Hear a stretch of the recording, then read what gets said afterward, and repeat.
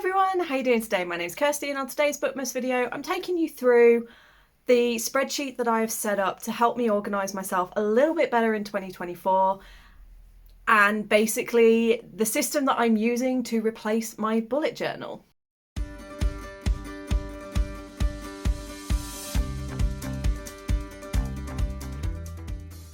This was actually a spreadsheet that I made a few years back, and at the time I was really heavily using my bullet journal, so the spreadsheet didn't really get much use from me. But in the past year, I've noticed more and more I'm really struggling to use my bullet journal, and I feel like bullet journals, as I explained in a recent video that I will link above if you want to check it out, I feel like bullet journals are becoming more of an idea than an actual tool for a lot of us. And I feel like there's a bit of a, if I focus on making it practical and actually usable for myself, I struggle to then feel creative and inspired. And if I feel creative and inspired and go for a more aesthetic looking one, it becomes less functional because I burn out on making it creative. So what I've decided for 2024 is I will still have some calendars in my bullet journal, and I will have some things that I will be tracking in my bullet journal every month, like my health and mood and things like that. But in terms of the actual like dates and diary and organization of the things that I need to do, that's going digital. And I'm going back to a spreadsheet that I created a few years ago. I have different categories on it, and I'm going to go to another clip in a minute where I'll put the spreadsheet up on screen and actually talk you through the spreadsheet properly. I will try to actually break my books down and have a set schedule for these are the books I'm going to read in this week. I'm pretty sure I got the idea for doing that from Judith from Dead Good Book Reviews, because she has a similar system where she actually is very kind of strict on, or certainly when I got the idea for this, she used to be quite strict on what she read when and kept to a plan and would plan out monthly what she was going to read in what week. And so I'm going to try and do the same, because I remember when I was doing it, it was working really, really well, and it helped me to keep an idea of what I needed to get done. And yeah, it just, having it digital means that instead of having to cross things out and ending up with a really untidy looking journal, I can just move things around. I'm also going to color code things. So yeah, I'm now going to take you over to the spreadsheet, show you in what it actually looks like and what I've actually done. And I hope you enjoy. Have a look and see if you like what I've done and let me know. Okay, here is the spreadsheet. I want to just give a bit of a warning. It might be very overwhelming. I know for some people, breaking down tasks and really breaking everything down into minute detail can be more overbearing than when you've just got a single thing.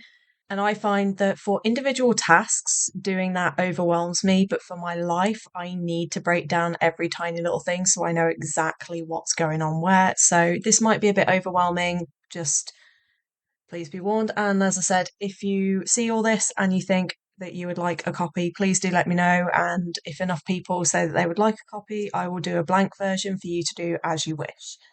But essentially, we start with an overview mostly for myself, just so I can see weekly, bi-weekly, monthly, quarterly, 6-monthly and yearly what needs doing for various things. It helps me at the start of the year when I can just put everything in. These are some of my categories that I look at. There are actually a lot more once we get into the monthlies, but these are just like the key areas that need things doing throughout the year. And then I have a little color code for myself. I mark things green when they're finished, red if they get cancelled. Once I start them, they are blue.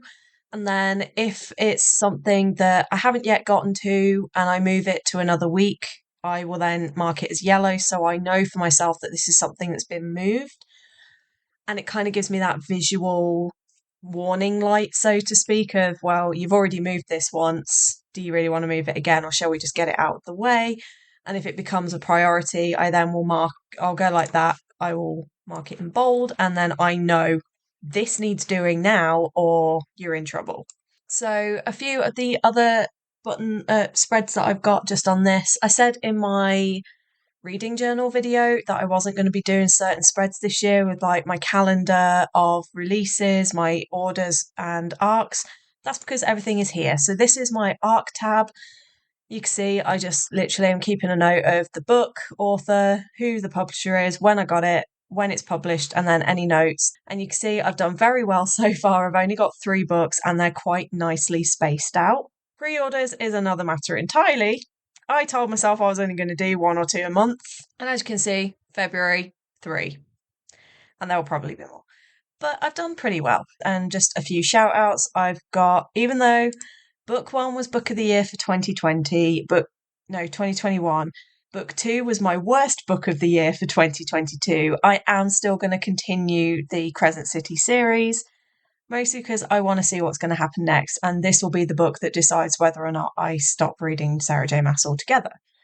We've got the final of the Plated Prisoner series. My copy of Gold arrived today, and honestly, I really wanted to start reading it immediately, but I opened it, read the first page, and went, nope, I am not emotionally ready for this yet.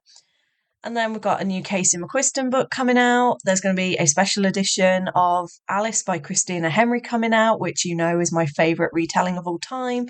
Sebastian de Castell's got something. There's quite a lot already. And then there's a few new authors in there, but generally pre-orders tend to be authors that I already know and love. And then I just have I haven't yet filled in everything, but I've just got my date. And then the only one I've written in so far is September 3rd is the Sunbearer Trials, book 2 by Aidan Thomas. And I've mostly put that one in because as of yet, I can't pre-order it anywhere. Now onto the actual dates. I like to start the year with the previous year. So I've got December 2023. You can see here, these are my full categories. I lay it out with the week number and what the actual dates for that week are. Work shifts go in the week column just so I can see what times I'm working, although that's not really going to be relevant soon because I am handing my notice in a week's time. But we have things like my social personal, so things like doctor's appointments, things that I need to do regarding my family. As you can see with these ones, I have some notes for things to do with my siblings. We then have reading, filming, editing, uploading, because some weeks I film but I don't edit and upload until a week or 2 weeks later. So I like to keep those as separate things to track. Writing, this can either be my novels or any journals or anything like that I need to do. Character Sense is my candle business, which if you check the bio, you can get a link to my Etsy store.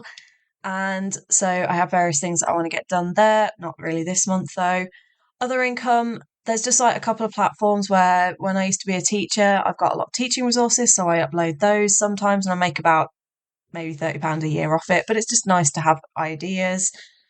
Social media, so planning any posts and anything like that I need to do. Emails, if I need to write any emails. Art, craft, and cosplay, just to remind myself to actually do some, and that is it. So those are the key areas of my life that I feel I need to keep track of and organise, otherwise none of it will get done and everything will go into chaos. And you can see with my colour system, it's used. I've got things that I've done. I've got things that I've started in the blue. We've got one cancelled event, so that was red. And then you've got one yellow so far for December. I was going to do some watercolour Christmas cards and I ended up not, so I've moved it to this week and that's probably going to get moved. Actually, I'll do that now. I'm going to move that again to next week and I'm going to mark it as bold as a absolute please get this done. And then you can see sort of going into January, I've got I'm going to Edinburgh for my birthday. I've got various things that I need to do with my business. And yeah, I haven't yet completely filled everything in because it's been a bit of a rough month. But this just gives you an overview of the sorts of things that I will be doing and just shows you how I break down my life and how I use my spreadsheet. So I hope you enjoy. And yeah, let me know if you would be interested in a copy of this, and I'll see about maybe doing a blank. That is the spreadsheet. You can see there's lots of stuff going on. There's still a couple of bits that I might tweak and edit as the year goes. We never know because I don't know what's going to happen in the upcoming year. So yeah, that is how I plan on utilising my time over the course of the next year. I'm fingers crossed it's going to go well. The last time I did use the system, it was working really, really well for me. And being someone who's a very visual person and also learns and is more motivated by tasks when I can actually tangibly move them and interact with them, I feel like this is going to be a much better idea for me. I did try Notion, but I got so overwhelmed so quickly, I was like, I'd just rather make a spreadsheet. So yeah, hopefully if you use this, hopefully it will help you too. If you don't use it, then hopefully maybe it's inspired you to create your own or try a different system. Let me know how you're planning on organising yourself in 2024. I still find it really funny every time I say I'm going to organise myself because the ADHD brain goes, ha! But we're going to try. Again. But we're going to try. I hope you're all good. I hope you're all safe. And until tomorrow, bye.